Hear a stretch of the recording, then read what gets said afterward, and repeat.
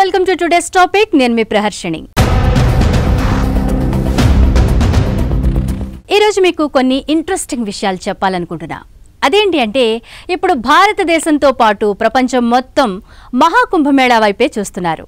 అందులో నాగసాధువులు ప్రత్యేకత ఎక్కువ ఉంది కాబట్టి వారి గురించి తెలుసుకుందాం. అసలు ఎవరు ఈ నాగసాధువులు, ఎక్కడుంటారు, నాగసాధువులు రోజులో ఎంత తింటారు, వాళ్ళ జీవన విధానం ఎలా ఉంటుంది, ఇలాంటి విషయాలన్నీ కూడా ఇప్పుడు తెలుసుకుందాం. మహాకుంభమేళాలో ప్రత్యేక ఆకర్షణగా నిలిచేవారే నాగసాధువులు. మిగిలిన సమయాల్లో వీరు కనిపించరు. కుంభమేళాలో మాత్రమే వేలాది మంది ప్రత్యక్షమవుతారు. అయితే వారు అసలు ఎక్కడుంటారు, ఏం తింటారు, ఎలా జీవిస్తారు అనే విషయాలు ఇప్పుడు అందరికీ తెలుసుకోవాలి అనే ఆతృత ఎక్కువైంది. మహాకుంభమేళా ప్రతి 12 ఏళ్లకు ఒకసారి జరుగుతుందనే విషయం మనకు తెలిసిందే. ఇది మతపరంగా చాలా ప్రాముఖ్యతను సంపాదించుకుంది. పుష్యమాసంలో పౌర్ణమి రోజున మహాకుంభమేళా ప్రారంభమవుతుంది. ఈ సమయంలో దేశ విదేశాల నుండి లక్షలాది మంది పవిత్ర నదులలో స్నానం చేయడానికి తరలివస్తారు. ఈ సంవత్సరం కూడా ప్రయాగ్రాజ్లో మహాకుంభమేళా మొదలైంది. 2025 ఫిబ్రవరి 25 వరకు ఇది ఉంటుంది.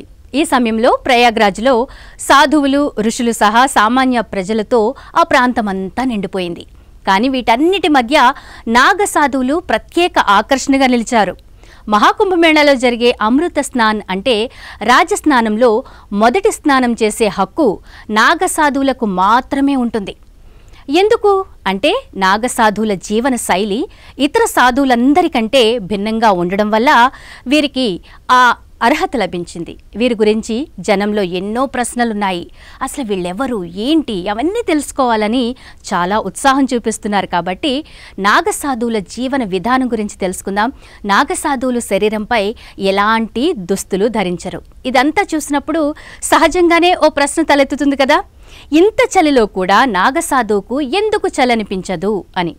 మరి నాగసాధువులు చలిలో బట్టలు లేకుండా తమను తాము ఎలా వెచ్చగా ఉంచుకుంటున్నారు అని కూడా మనకి డౌట్ వస్తుంది. మీకు తెలుసా, నాగ అనే పదానికి నగ్నంగా ఉండేవాడు అని అర్థం. నాగసాధువులు జీవితాంతం నగ్నంగా ఉంటారు. తనను తాను శివుని దూతగా భావిస్తారు. నాగసాధువులు తమ శరీరాలను ధూపం లేదా బూడిదతో కప్పి ఉంచుకుంటారు. వీరు దుస్తులు ధరించరు. అన్ని కాలాల్లోనూ నగ్నంగానే ఉంటారు. అది చలైనా, వేడైనా, వర్షమైనా సరే. అలాగే నాగసాధువులు పూర్తి బ్రహ్మచర్యాన్ని అనుసరిస్తారు. ఇతర ప్రాపంచిక సుఖాలను విడిచిపెట్టిన తర్వాతే వీరు శివుణ్ణి పూజిస్తారు. శివనామంలో తపస్సు, యోగా, ధ్యానంలో మునిగిపోతారు. ఒక వ్యక్తి ఈ లోకంలోకి నగ్నంగా వస్తాడని, ఇది సహజ స్థితి అని నాగసాధువులు నమ్ముతారు. అందుకే నాగసాధువులు ఎప్పుడూ బట్టలు ధరించరు, ఎల్లప్పుడూ నగ్నంగానే ఉంటారు. అసలు ఒక వ్యక్తి నాగసాధువుగా ఎలా మారతాడు అంటే, ఒక వ్యక్తి నాగసాధువుగా మారే ప్రక్రియలో ఉన్నప్పుడు అతను పూర్తి నాగసాధువుగా మారడానికి 12 సంవత్సరాలు పడుతుంది.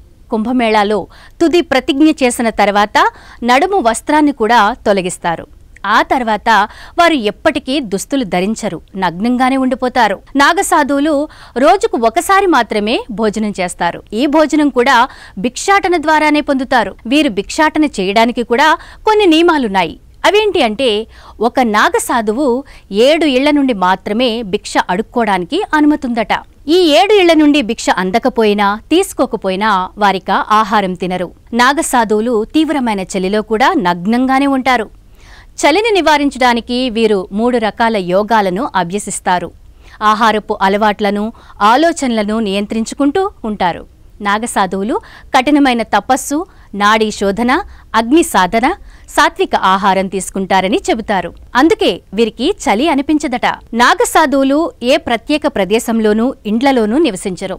కానీ వీరు జనావాసానికి దూరంగా ఎక్కడైనా గుడిసె వేసుకుని మాత్రమే తమ జీవితాన్ని గడుపుతారు. వీరికి పడుకోవడానికి మంచం, కప్పుకోవడానికి దుప్పటి వంటివి అవసరమే లేదు. ఎప్పుడూ నేలపైనే పడుకుంటారు. నాగసాధువులు భోలేనాథ్ భక్తిలో మునిగిపోతారు. అన్ని రకాల ప్రాపంచిక సుఖాలను త్యజించిన తర్వాతే నాగసాధువులు విభూది, గంధం, రుద్రాక్షమాల, దూడమాల, డమరుకం, పటకారు, చీలమండలాలు మొదలైన 17 అలంకరణలను మాత్రమే నమ్ముతారు. పౌరాణిక నమ్మకాల ప్రకారం నాగసాధువు ఈ 17 అలంకారాలు శివుని పట్ల భక్తికి చిహ్నంగా భావిస్తారు. అంటే నాగసాధువులుగా జీవించడం చాలా కష్టమైన ప్రక్రియ. పూర్తిగా ఇహపర సౌఖ్యాలను త్యజించి శివనామస్మరణతో పూర్తి భక్తి తత్వంతో జీవిస్తారు కాబట్టే వారికి మహాకుంభమేళాలో అత్యంత గౌరవస్థానం దక్కుతుంది.